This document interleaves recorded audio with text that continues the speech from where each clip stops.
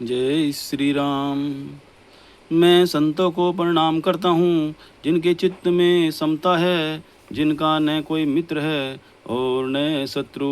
जैसे अंजलि में रखे हुए सुंदर फूल, जिसे हाथ ने फूलों को तोड़ा और जिसने उनको रखा, उन दोनों ही हाथों को समान रूप से सुगंधित करते हैं। वैसे ही संत शत्रु और मित्र दोनों का ही समान रूप से कल्याण करते हैं।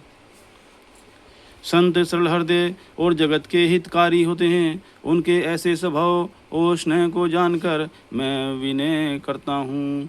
मेरी इस बाल विनय को सुनकर कृपा करके श्री राम जी के चरणों में मुझे प्रीति दें। अब मैं सच्चे भाव से दुष्टों को प्रणाम करता हूँ, जो बिना ही प्रयोजन अपना हित करने वाले के भी प्रतिकूल आचरण करते हैं। दूसरों के हित की हानि ही जिनकी दृष्टि में लाभ है, जिनको दूसरों के उजड़ने में हर्ष और बसने में विषाद होता है, जो हरि और हरिहर के यश रूपी पूर्णिमा के चंद्रमा के लिए राहु के समान है। अर्थात जहाँ कहीं भगवान विष्णु या शंकर के यश का वर्णन होता है, उसी में वे बाधा देते हैं।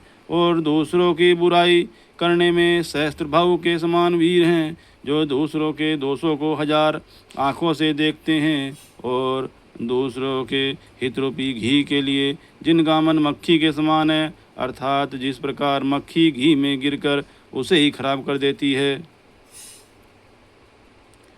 और स्वयं भी मर जाती है, उसी प्रकार दुष्ट लोग दूसरों के बने बनाए काम को अपनी हानि करके भी बिगाड़ देते हैं।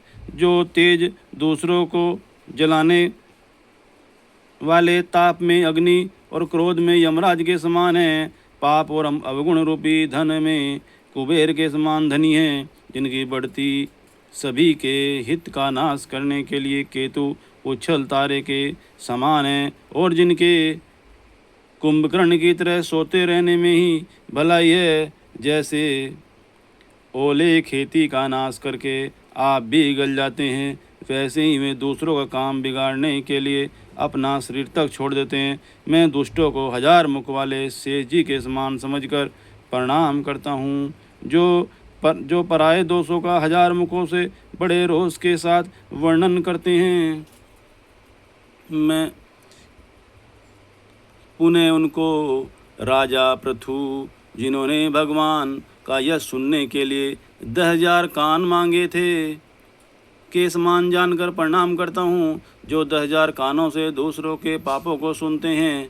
फिर इंद्र के समान मानकर उनकी विनय करता हूँ, जिनको सुरा मदिरा सुरान की और हितकारी मालूम देती है। इंद्र के लिए भी सुरानीक अथवा देवताओं की सेना हितकारी है, जिनको कठोर वजन रूपी वज्र सदा प्यारा लगता है, और जो हजार आंखों से दूसरों के दोषों को देखते हैं। दुष्टों की यह रीति है कि वे उदासीन शत्रु अथवा मित्र किसी का भी हित सुनकर जलते हैं।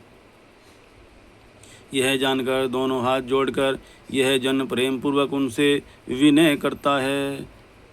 मैंने अपनी ओर से विनती की है, परंतु वे अपनी ओर से कभी नहीं चुकेंगे। को बड़े प्रेम से पालिए, परंतु वे कभी मांस के त्यागी हो सकते हैं।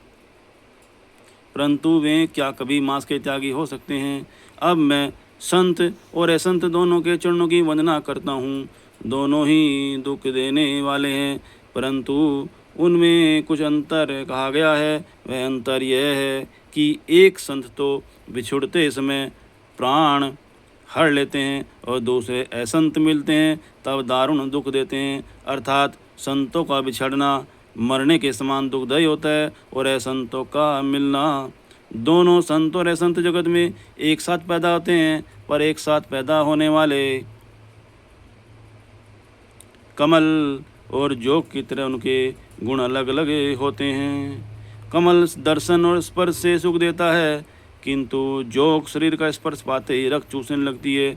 साधु अमृत के समान मृत्यु रूपी संसार से उबारने वाला और साधु मदिरा के समान मोह प्रमाद और जड़ता उत्पन्न करने वाला है। दोनों को उत्पन्न करने वाले जगत रूपी अगाध समुद्र एक ही है। शास्त्रों में समुद्र मंथन से ही अमृत और मदिरा दोनों की उत्पत्ति बताई गई है। जय जय श्री राम, जय राम, जय जय राम। बोले श्री रामचंद्र भगवान की जय।